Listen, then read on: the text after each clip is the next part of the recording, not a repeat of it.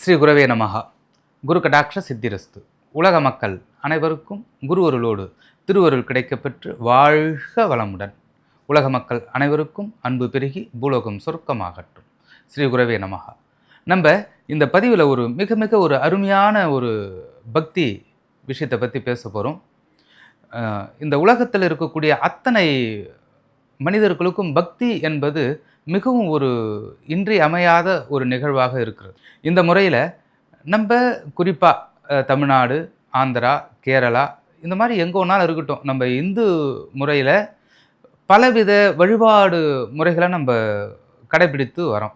அதில் சிவன் வழிபாடு என்பது மிக மிக ஒரு மேன்மை பொருந்திய ஒரு வழிபாடாக நாம் அனைவரும் அதை கடைபிடிக்கிறோம். இப்போ சிவன் கோயிலுக்கு போகிறோம், அதை எப்படி போகலாம்?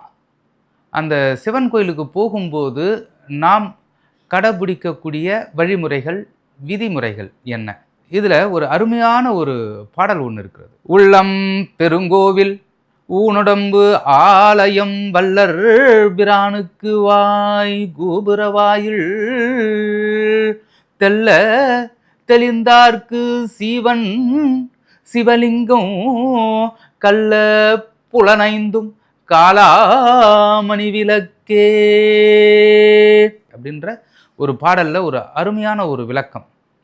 என்ன விளக்கம் அப்படின்னா, உள்ளமே ஒரு பெருங்கோவிலாக இருக்கிறது. உள்ளத்தில் இருக்கின்ற அந்த இறைவனை நம்ம வழிபாடு செய்யும்போது நமக்கு ஏற்படுகின்ற அத்தனை சிக்கல்களும் அத்தனை இடையூறுகளும் கலைந்து நமக்கு இந்த சக்தி, இறை சக்தி நம்மளை அனுதினமும் காப்பாற்றி நம்மை நல்ல முறையில் வழிநடத்தியாக இருக்கும் அப்படின்றதுக்காக அந்த பாடலை பாடியிருக்கார். அது மாதிரி இந்த சிவன் கோயிலுக்கு போகும்போது என்ன வழிமுறைகள், என்ன பண்ணலாம், நம்மளுடைய போகும்போது என்னெல்லாம் நம்ம கொண்டு போகணும், என்னெல்லாம் எந்த மாதிரி நம்ம போனால் அந்த சிவபெருமான் நமக்கு அத்துணை நன்மையும் நமக்கு தருவார் அப்படின்றத நம்ம இந்த பதிவில் பார்க்கலாம். நம்ம முதல்ல சிவன் கோயிலுக்கு போகிறோம் அப்படின்னு நம்ம ஒரு முடிவு பண்ணுறோம். ஏன்னா சிவன் மேலே அதீத பக்தி. இப்போ நிறைய விஷயங்கள் இருக்குது. அன்பே சிவம், அறிவே கடவுள் அப்படின்ற ஒரு நிகழ்வை நம்ம கேள்விப்பட்டிருக்கோம்.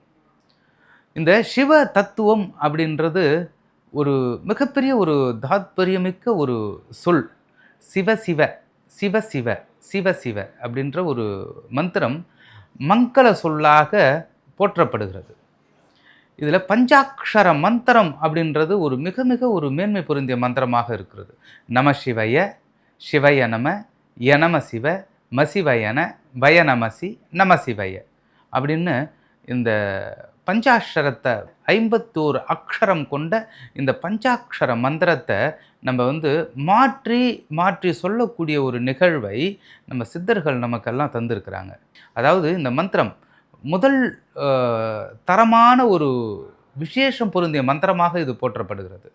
அதன் பிறகு ஓம் சரவண பவ அப்படின்றத ஒரு மந்திரத்தை நம்ம முருகனுக்கு உண்டான மந்திரம். அது 5 எழுத்து மந்திரமாக நமசிவத்தை போற்றக்கூடிய ஒரு மந்திரம்.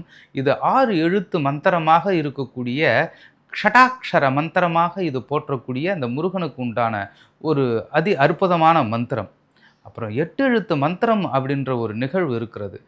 ஓம் நமோ நாராயணாய அப்படின்ற 8 எழுத்து மந்திரம். இந்த 3 மந்திரமும் நமக்கு ஒரு இன்றி அமையாத ஒரு நிகழ்வை மாற்றி அமைக்கக்கூடிய ஒரு நிகழ்வை இது காட்டுகிறது. நமக்கு எப்பெல்லாம் சில சிக்கல்கள், இடையூறுகள் வருதோ அப்பெல்லாம் இந்த மந்திரத்தை நாம் சொல்லும்போது மிக மேன்மை பொருந்திய ஒரு வாழ்க்கை நமக்கு அமையும். நவகிரகத்தில் ஏற்படுகின்ற அத்துணை சிக்கல்களையும் தீர்த்து நமக்கு இந்த மந்திரம் ஒரு கவசமாக இருந்து ஒரு பாதுகாப்பாக நம்மை வழிநடத்தக்கூடியதாக இருக்கக்கூடிய இந்த மந்திரம் ஓம் நம சிவாய. இப்போ நம்ம சிவன் கோயிலுக்கு எப்படியெல்லாம் போகலாம் அப்படின்றத நம்ம பற்றி பேசலாம். சிவன் கோவில்னு நம்ம பார்க்கும்போது நிறைய பழமையான சிவன் கோவில்லாம் இருக்குது. 2000 வருடத்துக்கு முந்தைய கோவில், 5000 ஆண்டுக்கு முற்பட்ட கோவில், ஏன் பெரிய கோவில் பெருவுடையார் பிரகதீஸ்வரர் கோவில் அப்படின்றது தஞ்சாவூரில் மிகவும் பிரசித்தி பெற்ற கோவில். அது மாதிரி மதுரை சொக்கநாதர் கோவில், திருநெல்வேலி நெல்லையப்பர் கோவில், பாபநாசம் உலகநாதர், சிதம்பரம் திருமூலர் சுவாமியினுடைய அந்த சமாதி சமாதி இருக்கக்கூடிய ஒரு சிவலிங்கம். அது மாதிரி தமிழ்நாட்டில் பல கோவில்கள், பழமையான கோவில், நினைத்தாலே முக்தி தரக்கூடிய அண்ணாமலை, திரு ஆனைக்காவல், ஜம்புலிங்கேஸ்வரர் திருக்கோவில், இது மாதிரி நிறைய பஞ்சபூத ஸ்தலங்கள், நிறைய விஷயங்கள், நிறைய கோவில்கள். இதெல்லாம் சாதாரண ஒரு விஷயம் கிடையாது. இப்போ இந்த கோவிலுக்கெல்லாம் போகணுன்னா எப்படி போகலாம்? ஒரு சில கோவில்களில் 6 கால பூஜைகள் நடக்கும், ஒரு சில கோவில்களில் 4 கால பூஜைகள் நடக்கும், ஒரு சில கோவில்களில் 3 கால பூஜைகள் நடக்கும், ஒரு சில கோவில்களில் 1 கால பூஜைகள் மட்டும் நடக்கக்கூடிய நிகழ்வில் இது வந்து ஆகம முறைப்படி பண்ணக்கூடிய ஒரு கோவில். இந்த மாதிரி அமைப்பில் சிவன் கோவிலுக்கு எப்படியெல்லாம் போகலாம்? ரொம்ப ஒரு அருமையான ஒரு விஷயம்தான். இதை நம்ம எல்லாம் எப்படி போகலாம்? காலையில் குளித்து முடிச்சுட்டு நம்மளுடைய நியமத்தோட முடிச்சு நியமம்னா என்ன? அங்க சுத்தி, அங்கன்யாசம், கரன்யாசம், அங்க சுத்தியை வந்து நம்ம முடிச்சுட்டு குளிச்சுட்டு நிறைய திருநீர் பூசிட்டு, அதுக்கப்புறம் வந்து பார்த்திங்கன்னா இந்த ருத்ராட்சம் மாலை போட்டுண்டு ஒரு நல்ல வெண்பட்டு அல்லது காவி ஆடையை அணிந்து கொண்டு திருக்கோவிலுக்கு போகலாம். இந்த முறை சரியானதா அப்படின்னு எல்லாருக்கும் ஒரு கொஸ்டின் வரும். கண்டிப்பாக சரியான ஒரு முறைகள் தான். ஆனால் இதையே நம்ம வந்து ஒரு அன்பினால் இதை எப்படி நம்ம கொண்டு போகலாம்? சிவனே ஒரு அன்பு தான். அதாவது சிவன் அப்படின்னாலே அன்புக்காக அவர் அத்தனையும் நமக்கு செய்யக்கூடியவர். அதனால்தான் இந்த சுந்தரமூர்த்தி நாயனார் பித்தா பிறை சூடி பெருமானே அருளாலா எத்தாள் மறவாதே நினைக்கின்றேன் மனத்தில் உன்னை வைத்தாய் பெண்ணை தென்பாள் வெண்ணை நல்லூர் அருள் துறையுள் அத்தாய் உனக்கு ஆளாய் இனி அல்லேன் எனலாமே அப்படின்ற ஒரு முதல் பாடலை வந்து பாடுறாரு. அது என்ன அர்த்தம் அப்படின்னா, இறைவனை வந்து பித்தா அப்படின்னா பைத்தியக்காரன்னு அர்த்தம். அவர் திட்டுறார், பைத்தியக்காரா அப்படின்ற ஒரு நிலையில் அவர் வந்து பேசுகிறார். ஒரு அருமையான ஒரு விஷயம். அதாவது நம்ம இறைவனை எந்த மாதிரி அழைத்தாலும் நமக்கு ஓடோடி வந்து நமக்கு வந்து முன்னின்று வழிநடத்தியாக இருக்கக்கூடிய அந்த சிவபெருமான், அவருடைய திருக்கோவிலுக்கு நாம் போகும்போது நம்ம எதெல்லாம் சுமக்கிறோம் அப்படியெல்லாம் கிடையாது. நம்ம அன்பை சுமந்து போகணும் அவர்கிட்ட. அன்பு, அந்த நீடித்த நிலைத்த என்றும் நீங்காத கருணையோடு சேர்த்த அன்பினால் நம் மனதை நிறைக்க வேண்டும். நம்முடைய மனதை சிவசிவ சிவசிவ சிவசிவ என்ற மந்திரத்தின் சொல்லால் அன்பால் நிறைத்து, நம்மளுடைய உடை பற்றி வேணாம், எது வேணாம், அப்படியே போய் சாஷ்டாங்கமாக சரணாகதி அடைந்தவுடன் அந்த சிவபெருமான் நம்முடன் இருப்பார் பாருங்க. அது அவ்வளோ பெரிய ஒரு தாத்பரியமிக்க ஒரு விஷயம். நம் மனதை அன்பால் நிறைத்து சிவன் கோவிலுக்கு சென்று வழிபாடு செய்யும் போது நம்முடைய பிறவி பிணியை அறுத்து இகபர லௌகிக வாழ்க்கையில் அனைத்து சுகங்களையும், அனைத்து நன்மைகளையும், அனைத்து மேன்மைகளையும் தந்து நம்மை காத்து நாம் இருக்கும் வரை நம்முடனே இருந்து மார்க்கபந்தீஸ்வரராக நமக்கு வந்து வழிநடத்தியாக வழித்துணையாக நம் கடைக்காலம் வரை நம்முடன் வருவார் இந்த சிவபெருமான். அது அவ்வளோ பெரிய ஒரு ஆற்றல் மிக்க சிவபெருமான். இந்த பிரபஞ்சம் முழுவதும் அவருடைய ஆற்றலே. இந்த பிரபஞ்சம் முழுவதும் சிவ சக்தியாக வீற்றிருப்பதும் அந்த சிவபெருமானே அடிமுடி காணா அண்ணாமலையாக தோன்றி அந்த ஒரு நெருப்பு பிழம்பாக தோன்றி நமக்கெல்லாம் அருள் கொடுக்கக்கூடிய நிலையில் இருக்கக்கூடிய அதே சிவபெருமான் கால சம்ஹார மூர்த்தியாக நமக்கெல்லாம் நவக்கிரகத்தால் ஏற்படுகின்ற அத்தனை தோஷத்தையும் நிவர்த்தி செய்து கால சம்ஹார மூர்த்தியாக கால பைரவராக விற்றிருப்பவரும் அவரே. நமக்கு எதிரிய யாராயிருந்தாலும் அந்த எதிரியை துவம்சம் செய்து சம்காரம் செய்யக்கூடிய ஒரு நிலையில் வீரபத்திரராக இருக்கக்கூடிய சுவாமியும் அவரே, எல்லாம் அவரே. அந்த சிவபெருமானுடைய தாத்பரியம் ஒரு அலாதியானது. அந்த சிவபெருமானை வழிபாடு செய்ய நமக்கு மனம் முழுவதும், இந்த உடல் முழுவதும் எப்படி இரத்த ஓட்டம், காந்த ஓட்டம், வெப்ப ஓட்டம் இப்படியெல்லாம் இயங்கி கொண்டிருக்கிறதோ அதே மாதிரி இந்த உடல் முழுவதும் மனம் முழுவதும் அந்த சிவபெருமானை அன்பினால் இருத்தி, அன்பினால் அவரை விரும்பி, அன்பினால் அவரை வழிபாடு செய்யும்போது இந்த லௌகிக வாழ்க்கையில் ஒரு சேஞ்சஸ், அது ஒரு மாற்றம், அது ஒரு பிரளயம்னே சொல்லலாம்.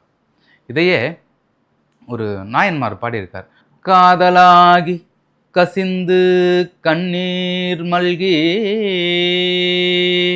ஓதுவார்த்தமை நன்னெறிக்கும் உய்ப்பது வேதம் நான்கிலும் மெய்ப்பொருளாவது நாதன் நாமம் நமசிவாயவே.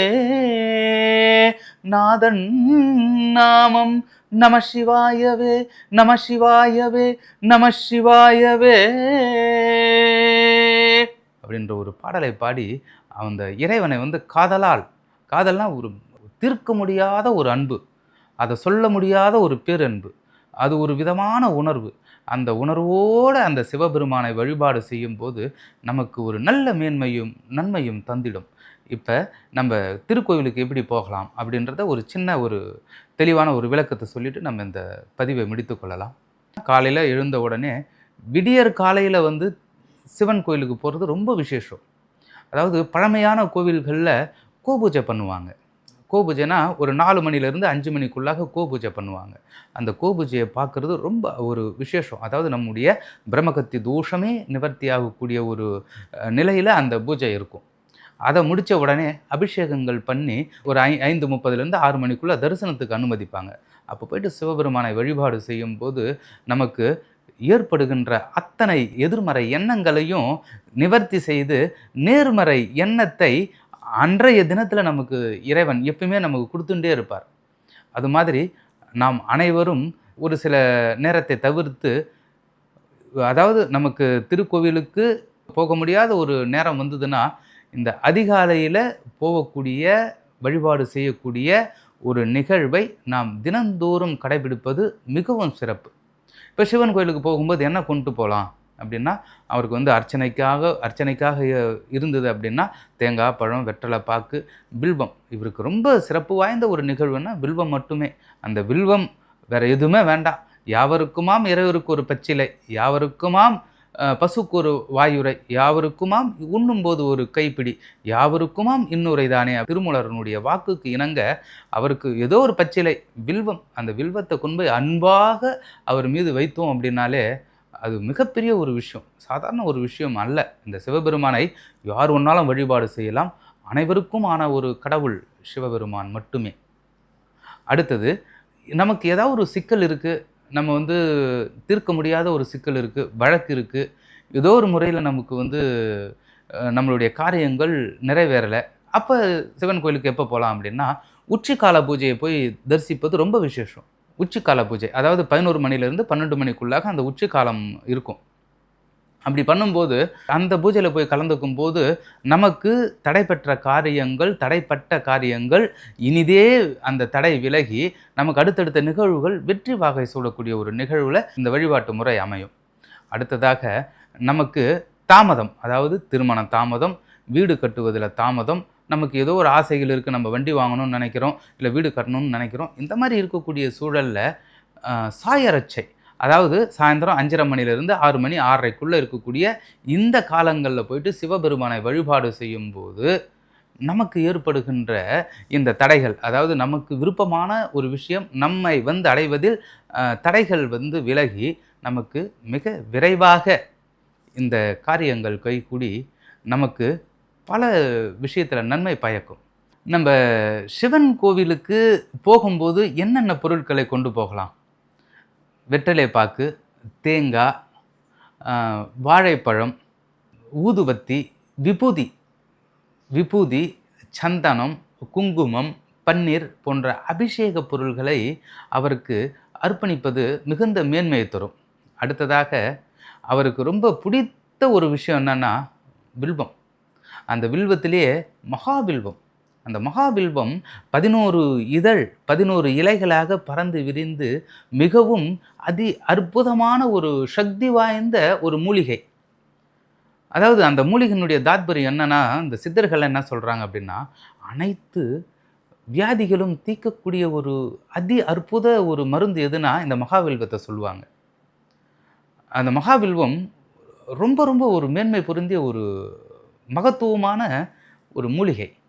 வில்வம், மகாவில்வம், இந்த 2 பொருட்களையும் எடுத்துன்னு போயிட்டு சுவாமிக்கு வந்து அர்ப்பணிக்கும் போது அதை அவர் வந்து உள்ளன்போடு மனப்பூர்வமாக ஏற்றுண்டு நமக்கு அத்தனை நன்மையும் அவர் தருவார்.